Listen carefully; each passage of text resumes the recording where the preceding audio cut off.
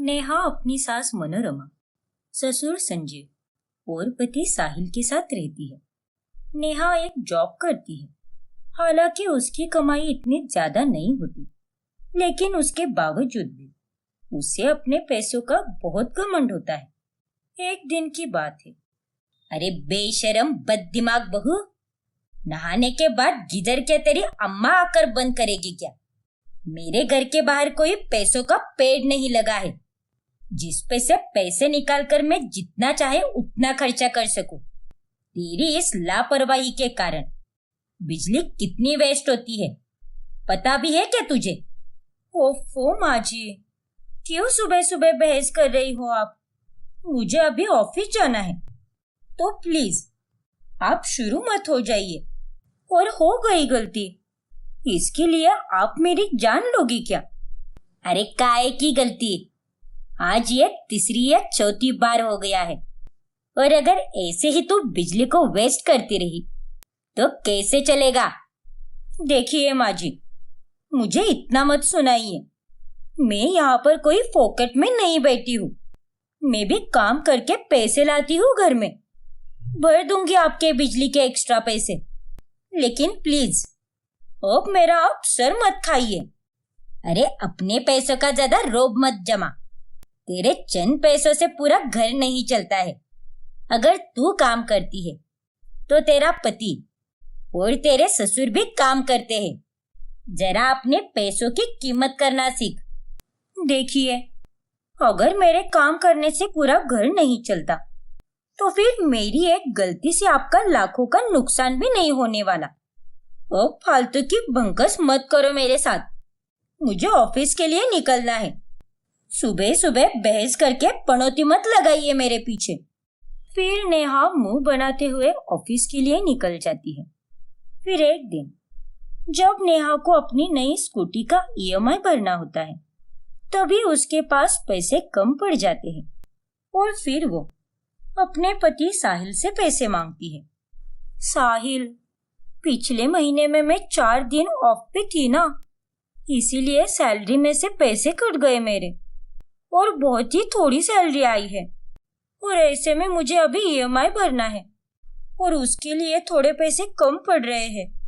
Please साहिल, इस बार की EMI के लिए मुझे पैसे दे दो ना। अरे नेहा, तुम तो जानती ही हो ना मेरे ऊपर कितने सारे खर्चों की जिम्मेदारी है। ऐसे में इस बार तो कुछ ज्यादा ही खर्चे हैं। I am really sorry Neha, मैं तुम्हारी मदद नहीं कर पाऊंगा। बहाने मत दो साहिल, मैं सब जानती हूँ। अरे इतने सारे पैसे कमाते हो, फिर भी अपनी बीवी को देने के लिए तुम्हारे पास कोई पैसे नहीं है। अरे इतने सारे पैसा जमा करके कोई ताजमहल बांधने वाले हो क्या? पति होकर तुम्हारा कोई फायदा नहीं है। अरे वो तो अच्छा है कि मैं भी कमाती हूँ, इसीलिए मैंने थोड़ी फार सेविंग भी की है। उसी में से पैसे निकालूंगी मैं। कोई जरूरत नहीं है तुम्हारी। ऐसे मत कहो नेहा, तुम्हारी हर एक चीज के लिए मैंने हाँ कहा है। पिछले कुछ महीनों से थोड़ी तंगी चल रही है, तो तुम भी थोड़ा समझ कर लो ना। हर बात में बस अपने जहरीले ताने देती रहती हो और कुछ नहीं आता तुम्हें। मैं तुम्हें कोई जहरीले ताने वाने नहीं देती, बल्कि मैं तो सच कहती हूँ, और सच हमेशा कड़वा होता है। इसीलिए तुम इतना तिलमिला जाते हो। अपने पैसों पर इतना गुरूर मत करो नेहा। अरे तुम तो ऐसी बातें कर रही हो जैसे कि मैंने तुम्हारे लिए कभी कुछ किया ही नहीं है। हाँ तो आखिर किया ही क्या है तुमने मेरे लिए? और अब मुझे तुम्हारी किसी चीज की कोई जरूरत नहीं है। मैं अपने पैसों से अपनी सारी इच्छाएं पूरी कर सकती हूँ। मेरे पास अपने हक के पैसे हैं। तुमसे कोई मदद नहीं मांगूंगी मैं अब। देख लिया मैंने तुम्हें कि तुम कितने अच्छे और कितने नालायक हो। फिर नेहा साहिल से बातचीत करना कम कर देती है। ऐसे ही एक दिन नेहा की ननंद अवनीत ससुराल से अपने मायके आती है। अरे वाह नेहा भाभी, आपकी पर्स तो बहुत ही सुंदर है। कहाँ से खरीदी आपने? इसका कलर तो वाकई में अच्छा है। हाँ अवनीत, सही कहा तुमने। अरे ये बैग बहुत एक्सपेंसिव है, बहुत टाइम से लेनी थी मुझे और फाइनली मैंने इसे अपनी मेहनत के पैसों से खरीदा है और इसीलिए मैं बहुत खुश हूँ। क्या बात है भाभी, चलो अच्छा है, मैं भी नीरज से बोलूंगी कि मुझे भी सेम ऐसी ही बैग दिलाए। ओफो अवनीत, अरे क्या फायदा तुम्हारा इतना पढ़ी लिखी होकर जब ऐसे छोटे मोटे खर्चों के लिए हर बार अपने पति के सामने हाथ फैलाना पड़े। सच में अवनीत, अरे मैं तो ये कहती हूँ कि हर एक हाउसवाइफ को जॉब करना चाहिए और पैसे कमाने चाहिए। इंडिपेंडेंट होने का मजा ही कुछ और है। मैं तो किसी से कुछ भी नहीं मांगती, उल्टा मैं ही घर में पैसे देती हूँ।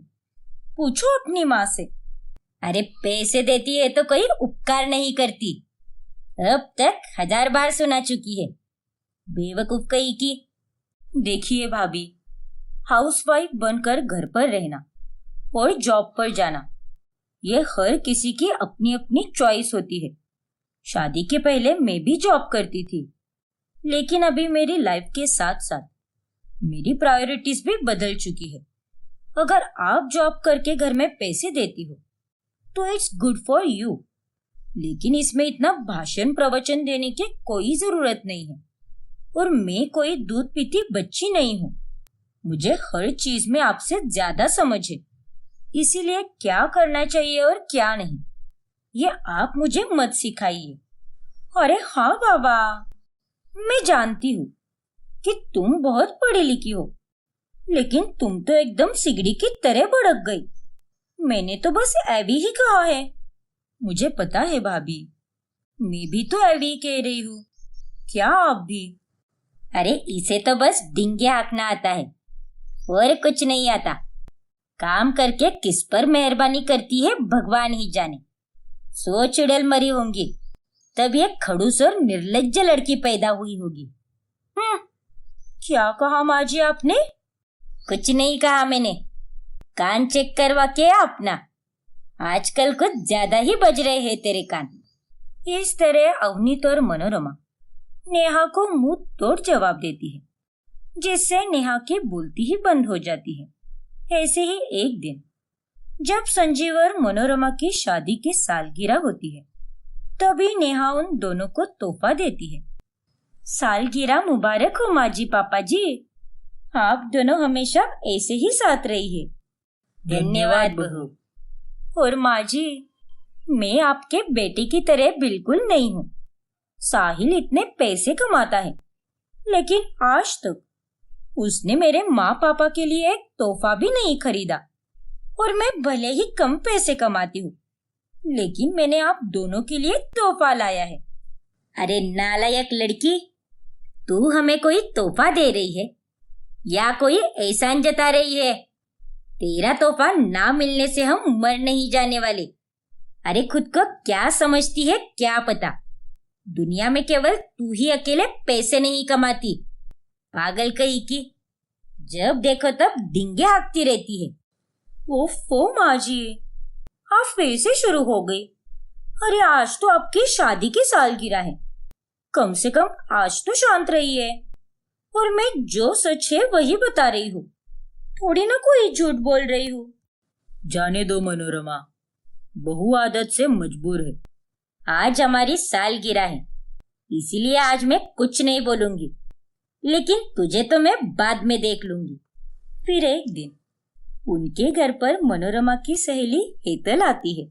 अरे मनोरमा, मेरी बहू तो हर महीने घर पर पूरे 10,000 रुपए देती है, और तो और जॉब के साथ साथ घर के काम भी एकदम बखूबी संभालती है। अरे वाह, ये तो बड़ी अच्छी बात है। वैसे कमाती तो मेरी बहू भी है, लेकिन उसकी सैलरी थोड़ी कम है ना, इसीलिए उससे जितना होता है वो उतना ही देती है। और रही बात काम की, तो काम के मामले में वो कभी कभार सारा काम कर लेती है, लेकिन कभी कभी मुझे भी थोड़ा बहुत करना पड़ता है। मनोरमा की ये बातें सुनकर नेहा को बहुत गुस्सा आता है। ये माँ जी भी ना, इन्हें तो बताना ही पड़ेगा।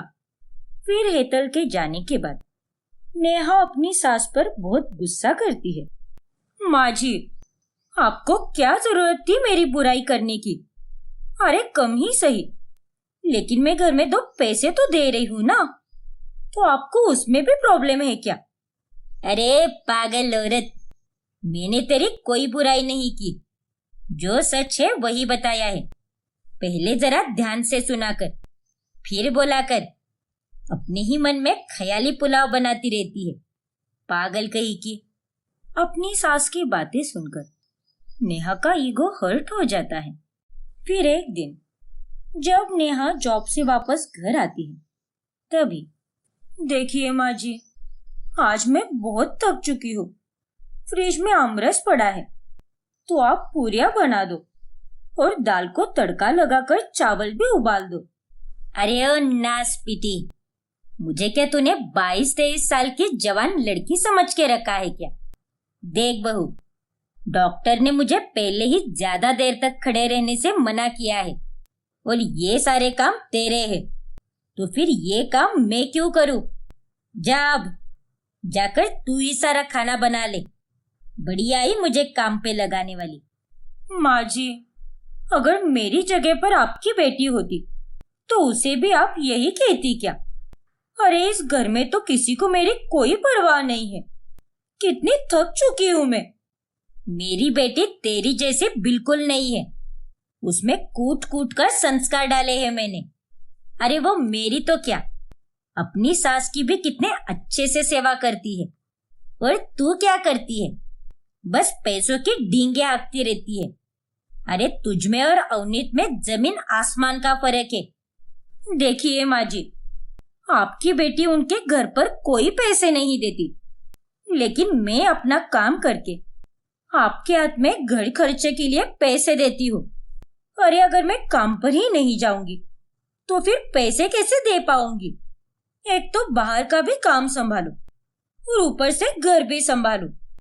अरे मैं क्या कोई मशीन हूँ क्या? तभी वहां पर संजीव और साहिल भी आते हैं और नेहा का ये बर्ताव देखकर सभी को बहुत गुस्सा आता है। बहू, काम करना और जॉब पर जाना ये सभी तुम्हारी इच्छाएं है। हम तुम्हें काम पर जबरदस्ती नहीं भेजते हैं। तुम इस घर में बहू बनकर आई हो और तुम्हारी जिम्मेदारी केवल यही है कि तुम्हें इस घर को और अपनी गृहस्थी को अच्छे से संभालना है। और नेहा, हमारे खाने के कोई लाले नहीं पड़े हैं या फिर हम पर कोई लाखों का कर्ज नहीं है जो तुम्हें जॉब करना पड़ रहा है। जॉब करना तुम्हारी इच्छा है और ये करके तुम हम पर कोई एहसान नहीं कर रही हो। समझ गई ना? अरे जब कोई व्यक्ति अपने परिवार के लिए कुछ करता है तो वो उसे बोलकर नहीं दिखाता। इन दोनों को ही देख लेना, इतने पैसे कमाते हैं लेकिन कोई बात बोलकर नहीं दिखाते कि हमने पैसे कमाए हैं और हमारे ही पैसों से ये घर चल रहा है। लेकिन तुझे देख, अरे इतने से पैसे देती है तू घर में, लेकिन तुझमें तो कितना सारा घमंड भरा है।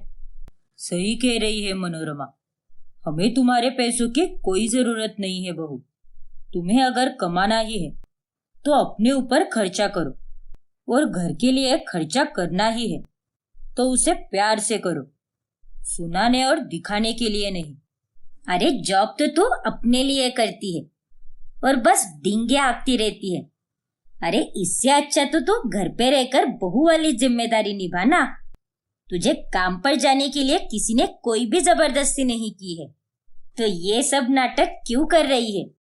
अपने ससुराल वालों की सारी बातें सुनकर नेहा को काफी शर्मिंदगी महसूस होती है और उस दिन के बाद से वो काम पर जाना जारी रखती है, लेकिन वो अपने पैसों का घमंड करना बंद करके बहू की जिम्मेदारियां बखूबी निभाने लगती है। स्वरा के ससुराल में उसकी सास आशा, ससुर ऋतुराज और पति विहान होता है। सास आशा दिन रात इंटरनेट पर कुछ ना कुछ ऊटपटांग ही देखती रहती है और इसके कारण वो काफी आलसी हो चुकी होती है। ओफो माँ जी, मैंने आपसे कहा था ना कि मेरे आने तक पापा जी के पसंद की लहसुन की चटनी बना दो, लेकिन आपने तो बनाई ही नहीं। अभी तक बस फोन में ही लगी हो आप। तू तो शांति रहे बहू। मैं तेरी बहू नहीं हूँ, सास हूँ सास। इसीलिए ज्यादा मुंह मत चला। मैंने इंटरनेट पर लहसुन की चटनी बनाने की झटपट रेसिपी देखी है, तो अब मैं एकदम फास्ट बनाऊंगी उसे। आप तो बस इंटरनेट पर देखकर ही कुछ ना कुछ बनाती रहती हो। वही तो आता है आपको, और कुछ नहीं आता। आशा वैसे तो इंटरनेट पर बहुत कुछ देखती है, लेकिन उसका फेवरेट चैनल होता है दादी अम्मा के नुस्खे, जिसमें वो तरह तरह के बीमारियों पर घरेलू नुस्खे देखकर उन्हें वो अपने जीवन में इस्तेमाल करती है। एक दिन जब विहान के मुंह में छाले हो जाते हैं, तभी स्वरा उसे एक डॉक्टर का पता बताती है। अरे विहान, तुम्हारे मुंह में तो हीट के कारण छाले आ रहे हैं। इसे इग्नोर मत करो और जल्दी से डॉक्टर के पास जाओ। वो सनशाइन कॉलोनी है ना, उसके पीछे वाले मार्केट में ही उस डॉक्टर का क्लिनिक है। ये रहा उनका नंबर। ठीक है स्वरा। मुझे तो बोलने में भी दर्द हो रहा है। अरे बेटा विहान, तू इस चुड़ैल की बातों में मत आ। और बहू तू, अरे तू क्या मेरे बेटे को डॉक्टर के पास भेज रही है? वो डॉक्टर लोग तो पनौती होते हैं, पनौती। एक बार अगर जीवन में डॉक्टर के पास आना जाना शुरू हो गया तो इंसान वहीं पर बार बार जाने लगता है। अरे माँ जी, ये क्या आप बकवास कर रही हो? अरे बकवास तो तू है और तेरी बातें। देख बेटा, तू जायफल का काढ़ा पी, मैं तुझे बना कर दूंगी। दादी अम्मा के नुस्खे वाले यूट्यूब चैनल पर मैंने देखा था, जायफल के काढ़े को पीने से मुंह में आए हुए छाले फट से चले जाते हैं। क्या? अब ये जायफल क्या होता है माँ जी? मैंने कहा ना तुझे, तू तो चुप ही रहे। ये सारी बातें तू नहीं समझेगी, क्योंकि ये एक रामबाण घरेलू नुस्खा है और तुझे क्या पता इन सब के बारे में। माँ, क्या सच में इससे मैं ठीक हो जाऊंगा? हाँ बेटा विहान, तू चिंता मत कर और मुझ पर भरोसा रख। और इस तरह आशा विहान को डॉक्टर के पास जाने से रोक लेती है और उसे जायफल का काढ़ा बना कर देती है। फिर एक दिन जब आशा और स्वरा दोनों बाजार में खरीदारी करने जाती है, तभी उन्हें उनकी पड़ोसन कमला मिलती है, जिसके हाथ में छोटी खरोच आई होती है। अरे कमला, ये तेरे हाथ को क्या हुआ? अब तुझे क्या बताऊं आशा, मेरी बहू तो कुछ काम नहीं करती, इसीलिए सारे काम मुझे ही करने पड़ते हैं। और ये मुझे सब्जियां काटते समय लग गया। नया चाकू तेज धार वाला है ना, इसीलिए दवाई तो लगा रही हूं मैं इस पर। देखते हैं कब तक ठीक होता है। अरे कमला, तू क्या पागल वागल हो गई है क्या? दवाई को मार गोली और इस पर हल्दी और नीम का लेप लगा और साथ ही थोड़ा सा घी या फिर घृत कुमारी का रस भी लगा देना। उससे तुम्हें ज्यादा आराम मिलेगा। अब ये घृत कुमारी क्या होता है माँ जी? कहाँ से पढ़ती हो आप ये सारी बातें? अरे वो मेरा फेवरेट चैनल है ना यूट्यूब पर, वहां पढ़ा है मैंने। उसे अंग्रेजी में वो आलूवेरा कहते हैं। ओ अच्छा, शायद आप एलोवेरा जेल कह रही है। लेकिन माँ जी, इस सबसे अच्छा तो वो डॉक्टर के पास जाकर पट्टी कराए ना। और तो उन्हें टेटनस का इंजेक्शन भी लेना चाहिए। देखो काकी, टेटनस यानी टीटी का इंजेक्शन बहुत जरूरी होता है उसे लेना, खास करके आपको काटने या छिलने जैसी चोट आ गई हो। इससे बॉडी में इन्फेक्शन भी नहीं फैलता और इम्यूनिटी भी बनी रहती है। हाँ स्वरा, तुम बिल्कुल सही कह रही हो। अब मैं डॉक्टर को ही जाकर दिखाऊंगी। अरे क्या खाक सही कह रही है? देख कमला, ये तो है ही बेवकूफ और बेअकल। इसकी कोई बात मत सुनना। मैं जो कह रही हूँ वही कर। तू मेरा उपाय ही इस्तेमाल कर, एक पैसे का भी खर्चा नहीं है उसमें। लेकिन माँ जी, उन्हें इससे इन्फेक्शन हो सकता है। मैंने कहा ना सटा, शांत रहे एकदम और हम दोनों की बातों के बीच में टांग मत अड़ा। फिर एक दिन जब स्वरा रसोई में आलू की सब्जी बनाने जाती है, तभी उसे रसोई में आलू मिलते ही नहीं। अरे, ये आलू कहाँ पर चले गए? मैंने तो आलू यहीं पर रखे थे इस टोकरी में। माँ जी को पूछती हूँ, शायद उन्हें पता होगा। माँ जी, अरे माँ जी, आपने कहीं आलू को रख दिया है क्या? स्वरा अपनी सास को आवाज लगाते हुए हॉल में आती है और तब वो देखती है कि आशा अपनी आंखों पर आलू के स्लाइसेस लगाए हुए बैठी है। माँ जी, अब ये कौन सी नई नौटंकी है आपकी? ये खाने के आलू है और इसे आपने अपनी आंखों पर क्यों लगाया है? अरे तो इतना चिल्ला के क्यों बात कर रही है? जरा अपनी सड़ी हुई आवाज की वॉल्यूम कम कर, फिर मुझसे बात कर, वरना तेरी ये बेसुरी और खटकने वाली आवाज सुनकर एक दिन मेरे कान फट जाएंगे। देख बहू, मेरी आंखों से आजकल बहुत पानी निकल रहा है, इसीलिए मैंने इंटरनेट पर देखा है कि कच्चे आलू के टुकड़े को आंखों पर लगाकर बाद में इसे त्रिफला के पानी से मुंह धोना पड़ता है और इसी से पानी आना बंद हो जाता है। हे भगवान! अरे माँ जी, ये फालतू के चैनल को फॉलो करना बंद कीजिए। वो घरेलू नुस्खे सही नहीं है। वो लोग तो बस फेमस होने के लिए कुछ भी दिखाते रहते हैं और आपको गलत जानकारी देकर फंसाते हैं। ऐ बहू, उस चैनल का कुछ मत बोल, वो मेरा फेवरेट चैनल है। अरे काय का फेवरेट चैनल माँ जी? आपका एक भी घरेलू नुस्खा अभी तक असर नहीं किया है। वो कमला काकी के हाथ की चोट भी अभी तक गई नहीं है और तो विहान के मुंह के छाले भी अभी तक वैसे ही है। आप तो बस वो बिना सर पैर वाले नुस्खे वाली वीडियोस देखती हूँ और बेवकूफ बनती रहती हूँ और कुछ नहीं। देख बहू, मेरे सामने ज्यादा होशियारी मत दिखा, वरना तेरी सारी होशियारी निकालूंगी मैं। तू पढ़ी लिखी है तो क्या हुआ, मैं भी कोई अनपढ़ नहीं हूँ। ये सारे घरेलू नुस्खे फायदेमंद होते हैं और मैं ये पूरे दावे के साथ कह सकती हूँ। तुझे क्या है? तुझे तो बस अपने पति के पैसे को डॉक्टर और दवाइयों पर बर्बाद करना आता है और तो कुछ नहीं होता तुझसे, बेशरम कहीं की। देखिए माँ जी, वो खर्चे कोई फालतू के खर्चे नहीं होते हैं।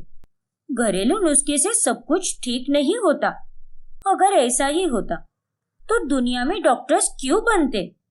अगर हर एक बीमारी, हर एक प्रॉब्लम घरेलू नुस्खे से ही ठीक होने लगे तो फिर दुनिया भर के सारे डॉक्टर को अपनी अपनी नौकरी को इस्तीफा ही देना चाहिए ना? क्यों? सही कहा ना मैंने? अरे चुप कर तू और मुझे ज्यादा ज्ञान मत दे और चली जा यहाँ से।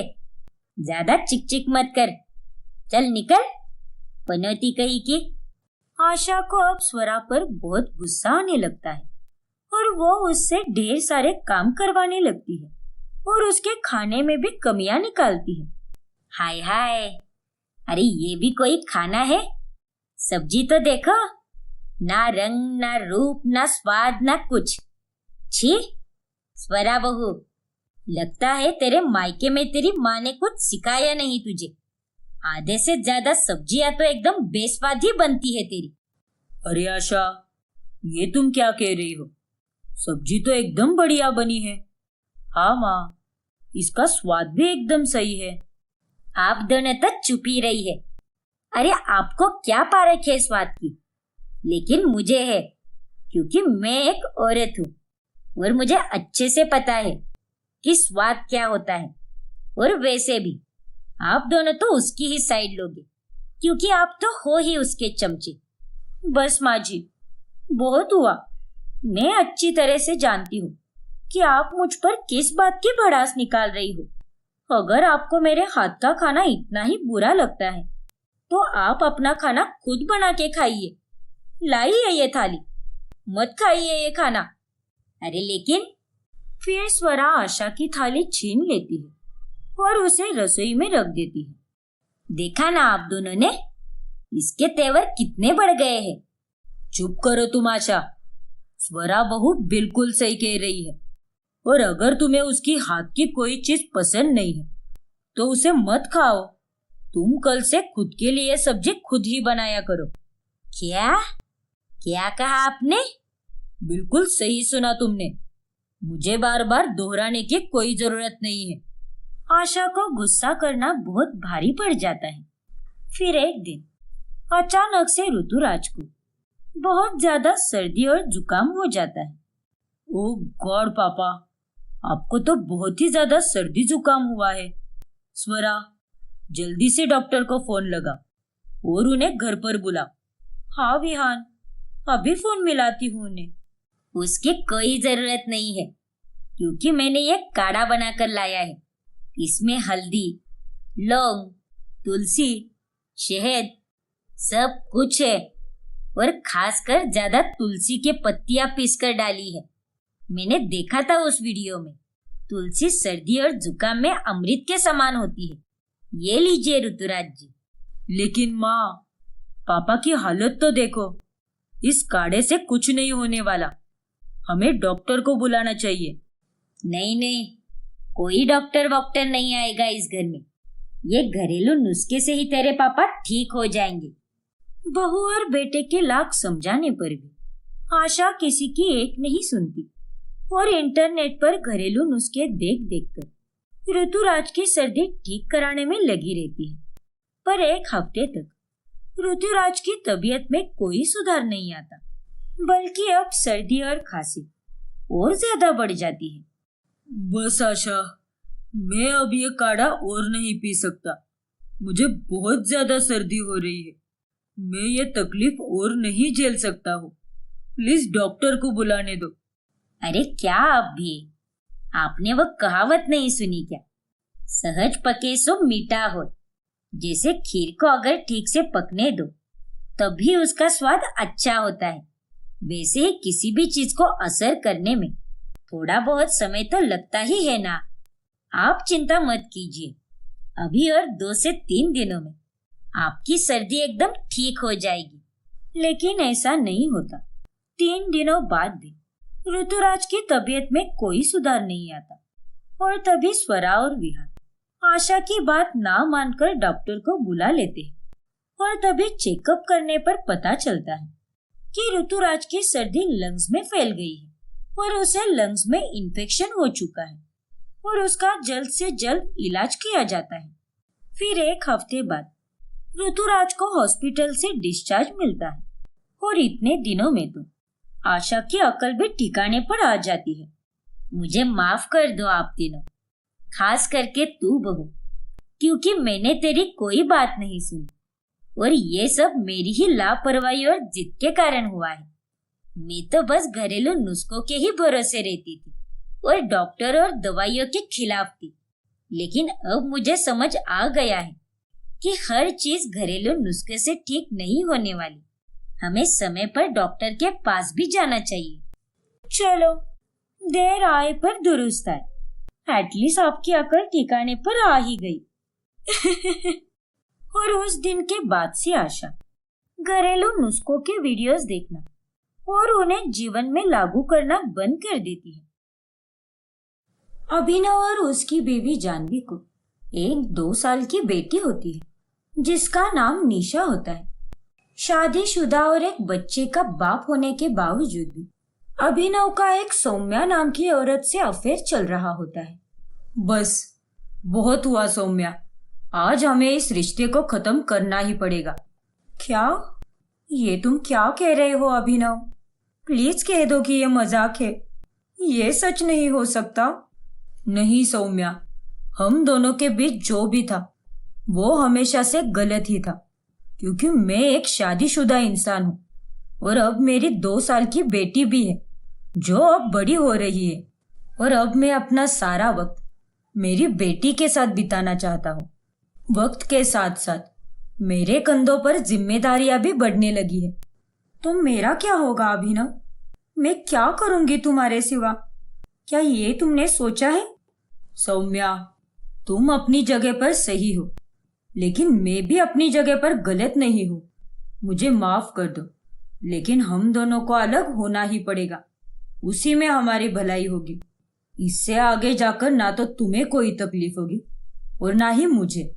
लेकिन अभिनव मेरी बात तो सुनो प्लीज। अभिनव, अभी सौम्या अभिनव को रोकने की खूब कोशिश करती है, लेकिन वो वहां से चला जाता है और सौम्या को बहुत बुरा लगता है। नहीं, ऐसा नहीं हो सकता। इस पल के बारे में तो मैंने अपने बुरे सपने में भी नहीं सोचा था। अभिनव मेरे साथ ऐसा नहीं कर सकता। मैं उसे कहीं का नहीं छोड़ूंगी। मुझे दर्द में अकेला छोड़कर वो खुशियां नहीं मना सकता।